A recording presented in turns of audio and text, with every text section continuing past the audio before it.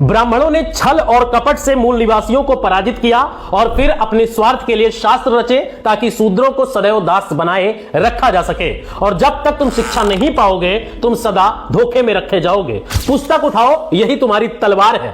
दोस्तों, ये शब्द किसी सामान्य इंसान के नहीं बल्कि उस महामानव के हैं जिसने 19वीं सदी के भारत में वो वैचारिक भूकंप ला दिया था जिसकी गूंज आज भी भारतीय राजनीति और समाज के हर कोने में सुनाई देती है।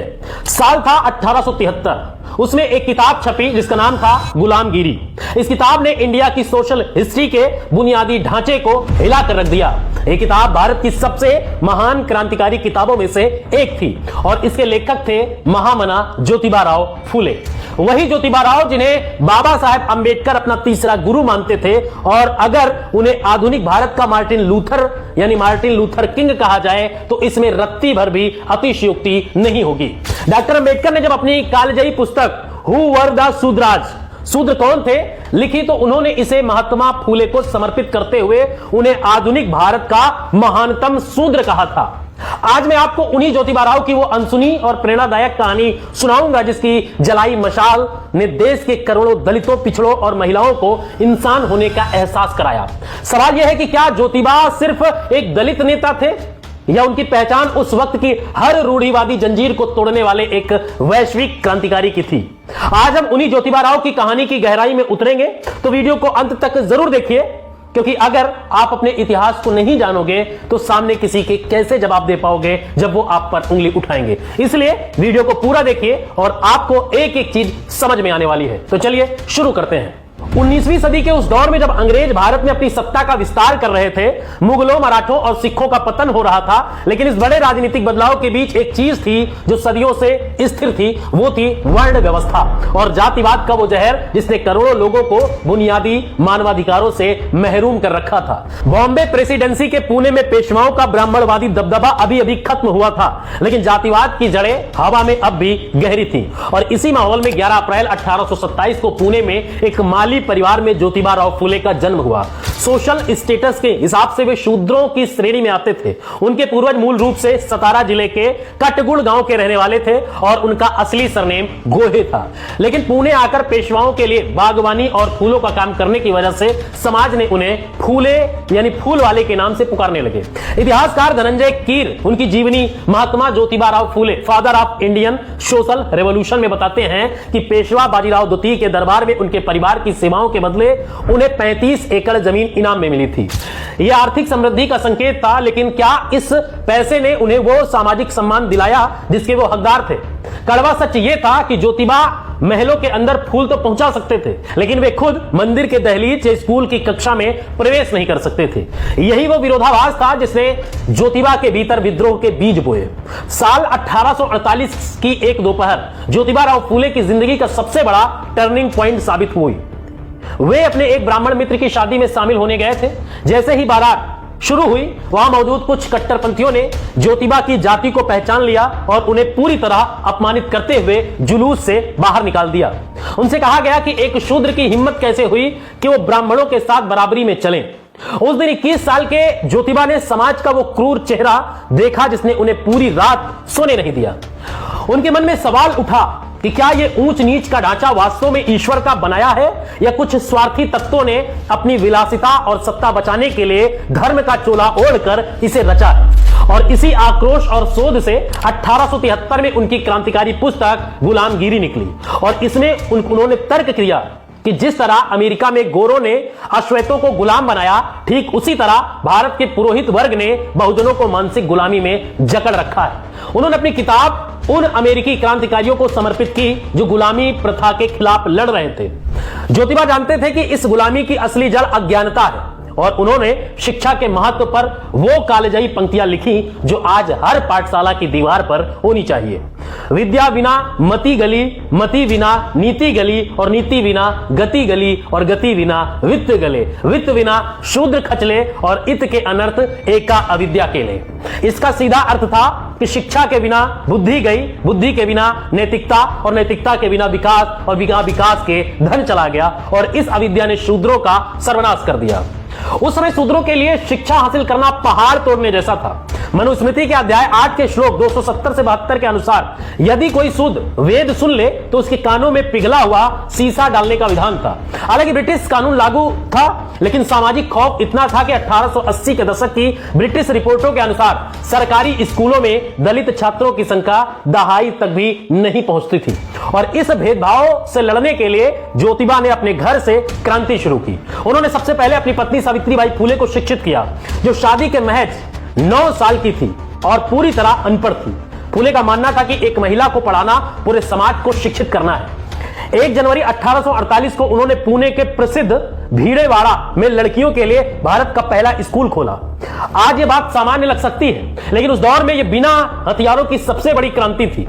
इतिहासकार रोजलिन ओ हेलोन बताती हैं कि जब सावित्रीबाई पढ़ाने जाती थी तो लोग उन पर पत्थर, गोबर और गंदगी फेंकते थे। समाज का ये दोगलापन देखिए कि जो शास्त्र यत्र पूज्यन्ते नार्यस्तु रमन्ते तत्र देवता की बात करते थे, वही लोग एक महिला को पढ़ाते देख उसे अछूत और पापी मान रहे थे। सावित्रीबाई अपने साथ थैले में दूसरी साड़ी लेकर चलती थी ताकि स्कूल पहुंचकर गंदगी वाली साड़ी बदल सके, और इस संघर्ष की कीमत उन्हें घर से बेदखल होकर चुकानी पड़ी। उनके पिता गोविंद राव ने समाज के दबाव में आकर ज्योतिबा और सावित्री को घर से निकाल दिया, और उस मुश्किल घड़ी में उस्मान शेख और उनकी बहन फातिमा शेख ने उन्हें सहारा दिया। फातिमा शेख भारत की पहली मुस्लिम महिला शिक्षिका बनी और सावित्रीबाई के साथ कंधे से कंधा मिलाकर काम किया।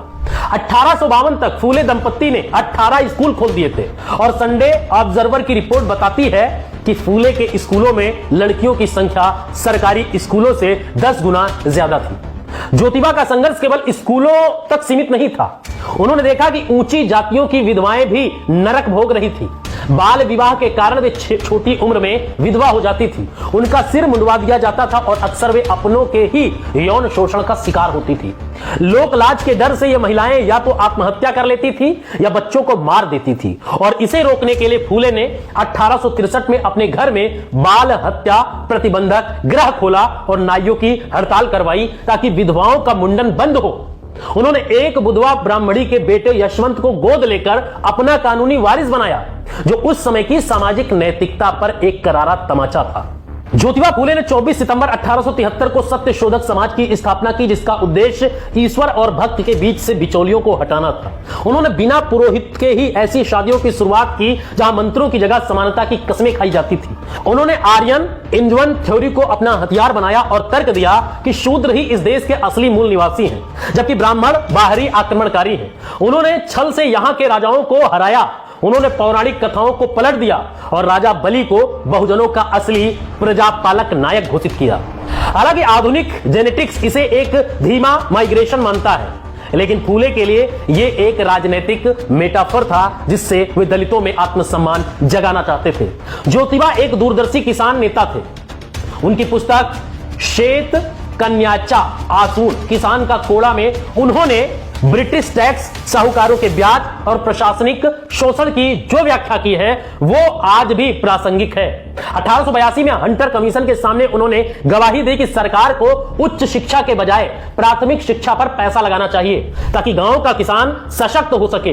वे एक सफल कॉन्ट्रैक्टर भी थे जिन्होंने खड़क, वासला बांध और मुठा नहर के निर्माण में काम किया। 1876 से 1883 तक वे पुणे नगर पालिका के सदस्य रहे और सफाई के साथ साथ अछूतों के लिए पानी की सप्लाई पर काम किया।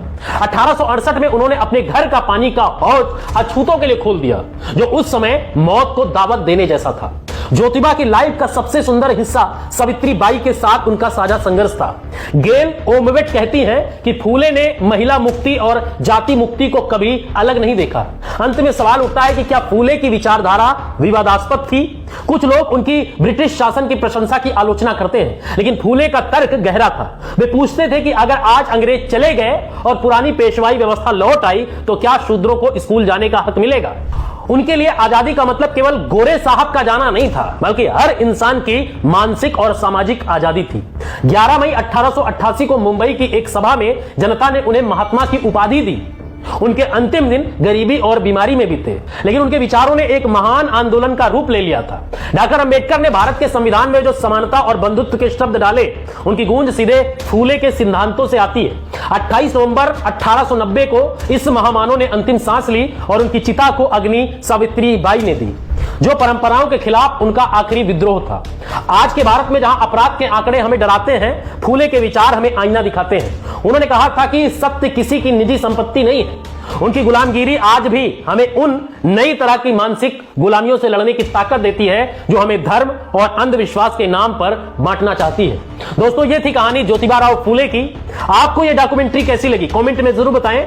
वीडियो को लाइक और शेयर करना ना भूलें। और ज्योतिबा राव फूले से जुड़ी तो कहानी आपने जान ली, लेकिन सावित्रीबाई फूले का इतिहास कैसा रहा, उन्होंने अपने संघर्ष वाले जीवन में ज्योतिबा का कैसे साथ दिया और कैसे फिर उनकी मृत्यु हुई और समाज में उन्हें किस तरीके से उनके खिलाफ खड़ा हुआ ब्राह्मणवादी व्यवस्था, उन सबको देखने के लिए इसका सेकेंड एपिसोड हम लिंक उसका डिस्क्रिप्शन में दे देंगे। उस पर हमने पूरी चीजें कवर की है, उसको आप देख सकते हैं।